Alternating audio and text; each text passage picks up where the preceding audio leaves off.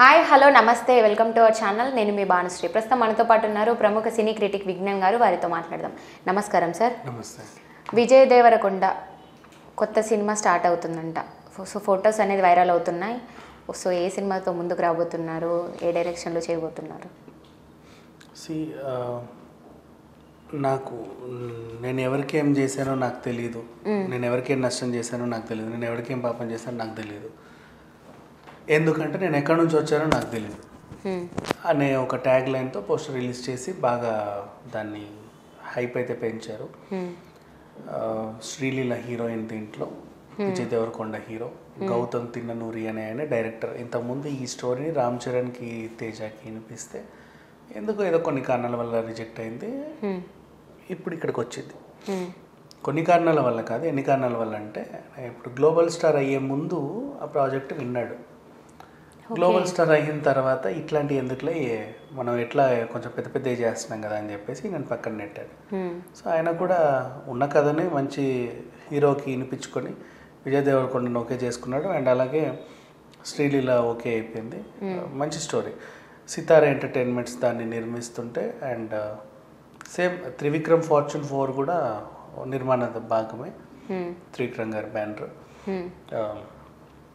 Overall మంచి team, బాగా work చేస్తున్నారు. కొత్తగా తెర మీదకి వచ్చింది. అండ్ దీన్ని సైలెంట్గానే జరపడానికి కారణం ఏంటంటే,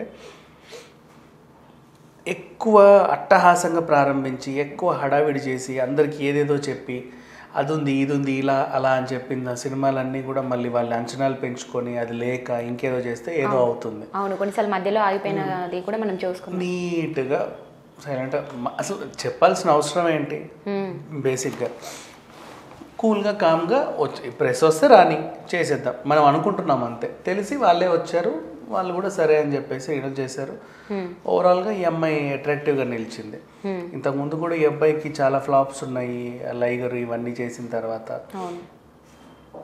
కెరీర్ ఏమైపోతుందో అనే ఒక అంటే ఎలా అయితే గీతా గోవిందంతో 100 కోట్లు తెచ్చిన హీరో అనే పేరు వచ్చిందో, లైగర్తో 100 కోట్లు పోగొట్టే హీరో అనే పేరు పడిపోయింది. అంటే ఒకేసారి ఓడలు బల్లు బల్లు ఓడలు అయినట్టు ఆ రకంగా తయారైపోయింది ఈయన కెరీర్. సో బట్ అందరూ మెచ్చుకున్న విషయం ఏంటంటే, డ్యామేజ్ అంతా పూరి అకౌంట్లో వేసారు అందరూ.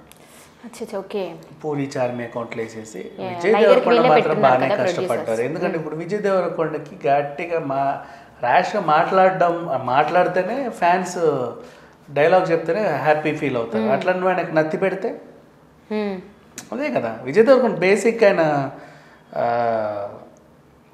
త్వరగా ఎదిగిందే డైలాగ్స్ తో. ఆయన డైలాగ్ డెలివరీ ఇష్టపడి చాలా మంది థియేటర్స్కి వస్తారు.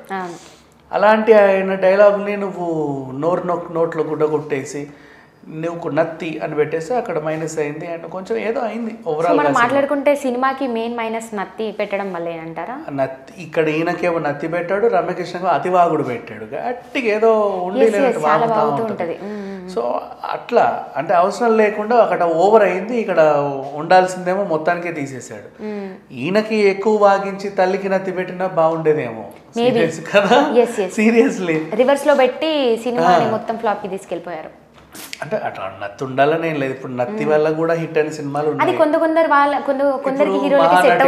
సమంతకి నత్తి బాజేలా, F2లో ఆ పిల్లోడికి నత్తి, వరుణ్ బాజేలా చేశారు. నత్తితో మెప్పించిన కామెడీ వేలో వెళ్ళిపోయింది. నత్తితో మెప్పించిన వాళ్ళు ఉన్నారు, నత్తిని మెయింటైన్ చేయలేని వాళ్ళు ఉన్నారు. ఈయన మెయింటైన్ చేయలేడు. అంటే బికాజ్ మెయింటైన్ అంటే ఈయన చేసింది తప్ప నేను అనట్లా.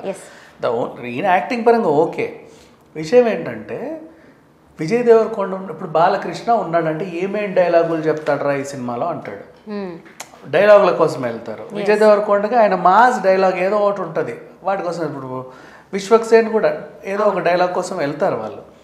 నువ్వు ఈయనకే నత్తి పెట్టేసి ఇప్పుడు ఇంకా విజయ్ని మూగోడు అనలా, అసలు అది కూడా ఆడేది కాదు.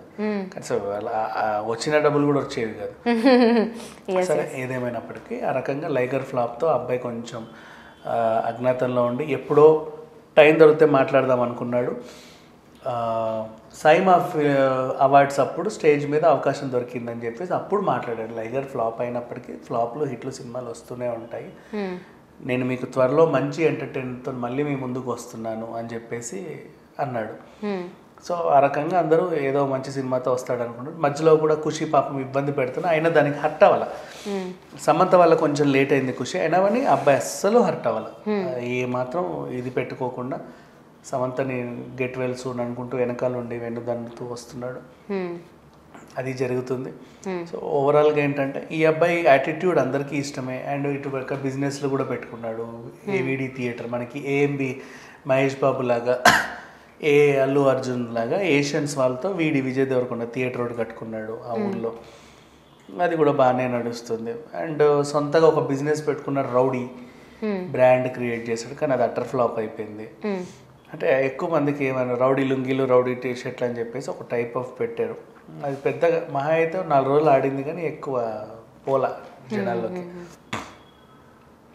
ఏదేమైనా మంచి బిజినెస్ మ్యాన్, మోటివేషనల్ స్పీకరు, మంచి యాక్టరు, ఒక మంచి హీరో అండ్ మంచి బిజినెస్ మ్యాన్, అన్ని రకాలుగా ఈ అబ్బాయిలో అన్నీ ఉన్నాయి క్వాలిటీస్ చెప్పాలి అనుకుంటే. ఇప్పుడు ఈ సినిమా ఏదైతే ఉందో శ్రీలీల హీరోయిన్గా నటిస్తుంది అనగానే అందరికి ఒక టైప్ ఆఫ్ అంచనాలు పెరిగిపోయి. ఇప్పుడు శ్రీలీల అంటే మనకి ఆల్రెడీ ధమాకా నుంచి ఆమె ఫార్మేట్ చూసాం. నేను పెళ్లి సందడి చూసినప్పుడే అనుకున్నా ఈ పిల్ల ఎక్కడికో వెళ్తుంది అని. సీరియస్లీ ఇప్పుడు చాలా బాగా చేస్తుంది అండ్ మంచి మంచి సినిమాలు ఎంపిక చేసుకుంటుంది. ఇప్పుడు నెక్స్ట్ బాలకృష్ణ గారి సినిమాలో కూడా ఉంది, NBK 108లో. తర్వాత ఇప్పుడు ఇది మధ్యలో ఇంకేదో కాబట్టి మొన్న ఒక ఆన్లైన్ OTTలో కూడా సినిమా రిలీజ్ చేసింది, అది కూడా చాలా బాగా చేసింది. సో అంతవరకు ఓకే. అండ్ నెక్స్ట్ ఈ సినిమాతో గౌతమ్ తిన్నూర్ ఒకవేళ హిట్ కొడితే రామ్ చరణ్ తేజకి అప్పుడు ఒక చూపించినట్టుంటుంది, ఇంకా నువ్వు రిజెక్ట్ చేసావు సినిమా అని చెప్పేసి. అండ్ అలాగే ఇక ప్రొడ్యూసర్స్ వాళ్ళ విషయాలకు వస్తున్నా కూడా సితారా ఎంటర్టైన్మెంట్స్ కూడా మంచిగానే ఖర్చు పెడుతుంది. మంచి టీము, టెక్నికల్ టీం అందరూ ఉన్నారు.